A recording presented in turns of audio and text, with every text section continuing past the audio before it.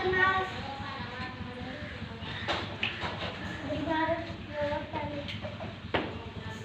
తను మీలాగే చిన్నప్పుడు నా దగ్గర చదువుకున్న నా శిష్యురాలు.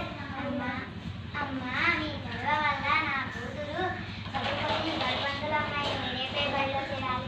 మీ దగ్గర ఆశీర్వాదం తీసుకున్నాము వచ్చాం. నా చదివేముందమ్మా, నీ బిడ్డను చదివించావు, అందుకే ప్రయోజకురాలైంది. ఆ రోజు చదువుకుంటే ఏమొస్తుంది లేకుని కృష్ణవేణి పొలాల పనులు తీసుకునే వాళ్ళం. అవును, కృష్ణవేణి బడికి రాకపోతే నా మనసు ఊరుకునేదే కాదు. అవునమ్మా, మీరు మా ఇంటికి ఎన్ని పనులు వచ్చేవారు, ఎంతగా బతిమాలాడేవారు. నేనే పైగా మిమ్మల్ని చూసుకునేదాన్ని. నా మనసు మార్చి బడికి పంపేలా చేశారు. మీరే లేకుంటే నా బిడ్డ ఎందుకు పనికిరాకుండా పోయేది? అవును గురువుగారు, ఆ రోజు మీరు చేసిన పని వల్ల నా జీవితం మారిపోయింది.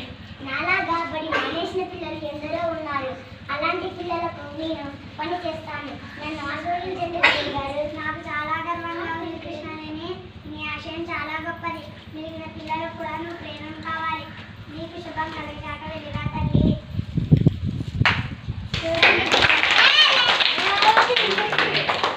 చూడండి పిల్లలు, మీరు కూడా కృష్ణవేణి లాగే గురువులు చెప్పిన మాటలు విని మీరు కూడా అనుకున్నది జీవితంలో సాధించాలని గురువులందరూ కోరుకుంటున్నారు.